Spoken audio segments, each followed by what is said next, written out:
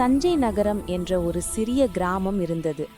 அந்த கிராமத்தில் ஹரியா என்ற இளைஞன் தன் தாய் கங்காதேவி மற்றும் தம்பி லாலுவுடன் வாழ்ந்து வந்தான். அவன் தந்தை உயிரிழந்து 10 ஆண்டுகள் ஆகிவிட்டது.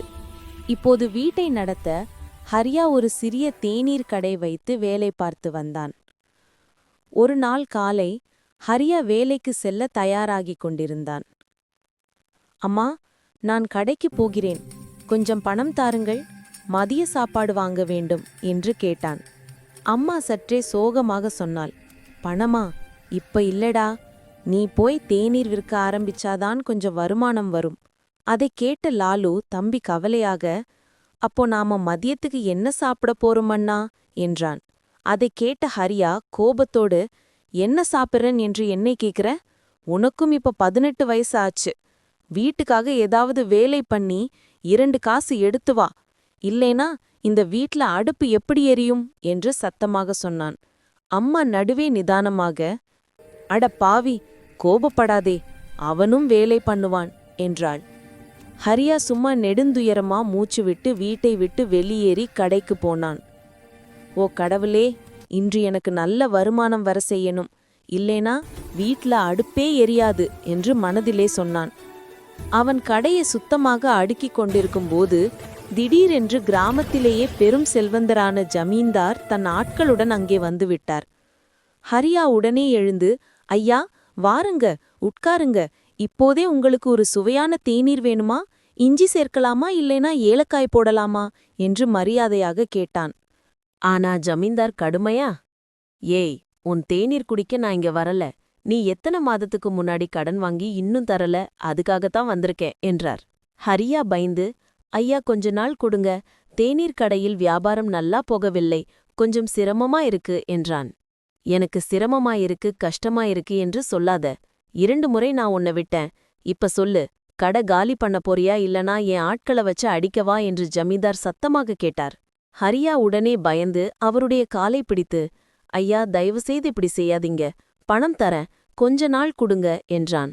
ஆனா ஜமீன்தாரின் ஆட்கள் கத்தி, ஏய், இவனோட கடையில இருக்கிற எல்லா பொருளையும் வெளியே போட்டுடுங்க என்று சொல்லி ஹரியாவின் கடையை உடைத்தனர். அந்த மாலை ஹரியா வீடு திரும்பும்போது முகம் முழுக்க சோர்வு, கண்களில் கண்ணீர். அம்மா அதைக் கண்டு அதிர்ச்சியாக, ஏன்பா இது என்ன ஆனது, முகம் ஏன் இப்படி இருக்கு என்று கேட்டாள். ஹரியா அழுகையோடு, அம்மா, நம்ம கடை போச்சு, ஜமீன்தார் தான் ஆட்களை வச்சு உடைக்க வச்சிட்டான் என்றான். அதை கேட்ட கங்காதேவி, ஐயோ, இப்ப நாம் என்ன பண்றது என்று தலையே பிடித்து கொண்டாள். அவள் சற்றே அமைதியாகிய பின் சொன்னாள், பா, உன் அப்பா போறப்பா அந்த வயலை விட்டு போனாரே நினைவிருக்கா? பல வருடமா அந்த நிலம் உழுதுதில்ல. ஆனா அதுல நாம வேலை பண்ணலாம். அம்மா, அந்த வயலா? அங்கே புல்லு கூட வளராது, அதுல என்ன பயிர் போடுறது? கைய கட்டி உட்கார்ந்தா எதுவும் நடக்காதுப்பா, முயற்சி செய்தா கடவுள் கைவிட மாட்டார் என்று உறுதியா சொன்னாள். அம்மா கங்காதேவியின் வார்த்தைகளால் ஊக்கமடைந்த ஹரியா, சரி அம்மா, முயற்சி பண்ணலாம் என்றான். ஆனா அவனுக்கு இன்னொரு பிரச்சனை, விதை, உரம், பணம் எதுவும் இல்லை. அப்போ கங்காதேவி தன் கழுத்திலிருந்த நகையை எடுத்தாள்.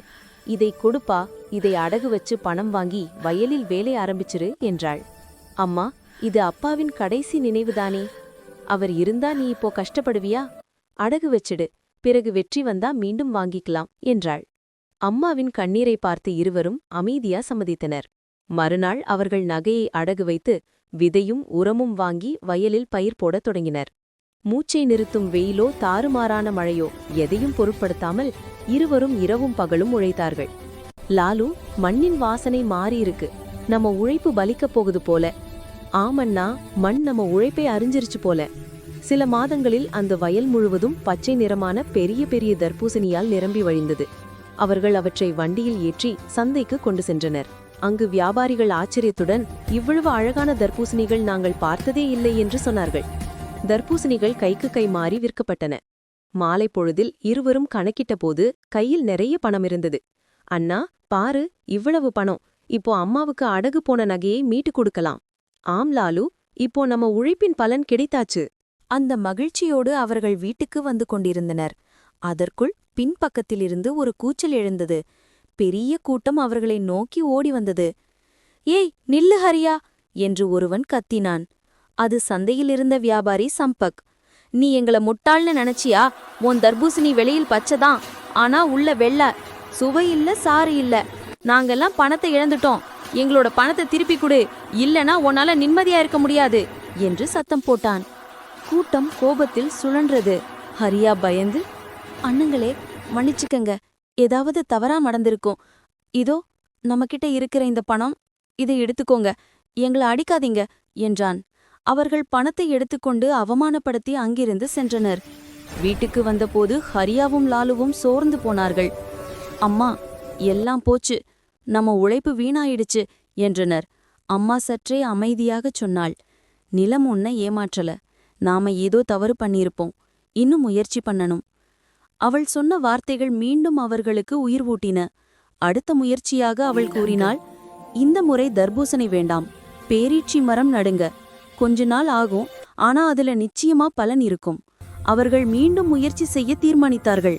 அம்மா கூட தன் வீட்டையும் அடகு வைத்து, இந்த முறை கடவுள் நம்முடன் இருப்பார் என்றாள். 1 வருடம் கடந்து சென்றது. மண் உயிர்த்தது. பேரீச்சை மரங்கள் பழுத்த பழங்களால் நிறைந்தன. அவர்கள் அந்த பழங்களை எடுத்து சந்தைக்கு சென்றனர். ஆனா இந்த முறை வியாபாரிகள் சுவைக்காமல், நீங்க ஏமாற்றுகிறீர்கள், உங்க பொருள் எங்களுக்கு வேண்டாம் என்று சத்தம் போட்டார்கள். மீண்டும் அவமானம், மீண்டும் சோர்வு. அம்மா மட்டும் அமைதியாக சொன்னாள், முதல்ல நீங்க சுவைத்து பாருங்க, இது உண்மையிலே கெட்டதா? மூவரும் ஒவ்வொரு பேரிச்சம்பழம் எடுத்து தின்றனர்.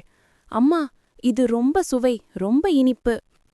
பாரு, இது சாதாரண பேரிச்சம்பழம் இல்லை, நமக்கு கடவுளின் ஆசிர்வாதம் கிடைச்சிருக்குது, நாம் இதை விற்கிற வழிய மாத்தணும். அவள் சொன்ன ஆலோசனை, இதிலிருந்து பேரிச்சம் மிட்டாய் செய்வோம். அவர்கள் அந்த இரவு முழுவதும் பேரிச்சம்பழமும் நாட்டு வெல்லமும் சேர்த்துவிட்டு இனிய மிட்டாய் தயாரித்தனர். அடுத்த நாள் அவர்கள் அதை கிராமத்தில் விற்றனர். முதலா யாரும் வாங்கவில்லை. ஆனா சுடைத்தவுடன் எல்லாரும் வியந்தார்கள். இது ரொம்ப சுவை, இதுக்கு ஒன்னும் சமமில்லை என்று கிராமம் எங்கும் கதை பரவியது. அவர்களின் மிட்டாய் கிராமத்தில் மிகவும் பிரபலமானது. பணம் குவிந்தது. முதலில் அவர்கள் தாயின் நகையை மீட்டு கொண்டனர். அம்மாவின் கண்களில் கண்ணீர், முகத்தில் புன்னகை. இது நம்ம மரியாதை, நம்ம நம்பிக்கை என்று ஹரியா சொன்னான். ஆனா அந்த மகிழ்ச்சியை ஜமீன்தாரால் பொறுத்து கொள்ள முடியவில்லை. அவன் இரவிலே தன் ஆட்களிடம், இவர்களோட பேரிச்சம் பழங்கள் எல்லாவற்றையும் திருடிட்டு போயிடுங்க என்றான். ஆனா சந்தை வியாபாரி சம்பக் இதை கேட்டு உடனே ஹரியாவிடம் சொல்லிவிட்டான். ஹரியா சிரித்தபடி, சரி, இப்போ அவர்களுக்கு பாடம் கற்பிக்கணும் என்று முடிவெடுத்தான். அவன் பேரீச்சம்பழ மரங்களில் ஒரு வகை மூலிகை தடவினான். அந்த இரவு ஜமீன்தாரின் ஆட்கள் பேரீச்சம்பழங்களை திருட வர உடம்பு முழுக்க அரிப்பு, எரிச்சல். அவர்கள் கூச்சலிட்டார்கள். ஐயோ, உடம்பு முழுக்க கடிச்சு அரிப்பு என்று கூச்சலிட்டபடி ஓடிவிட்டார்கள்.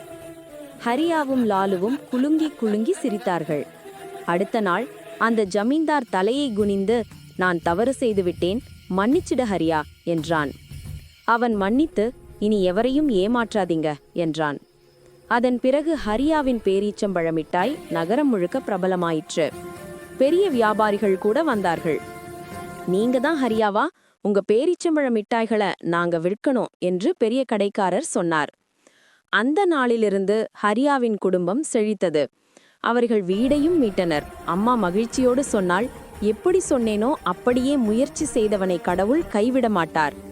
இப்படி ஒரு சாதாரண தேநீர் கடைக்காரரின் முயற்சி, நம்பிக்கை, அன்பு, தாயின் தியாகம் அவனின் வாழ்க்கையை மாற்றியது. உழைப்பே வெற்றியின் திறவுகோல்.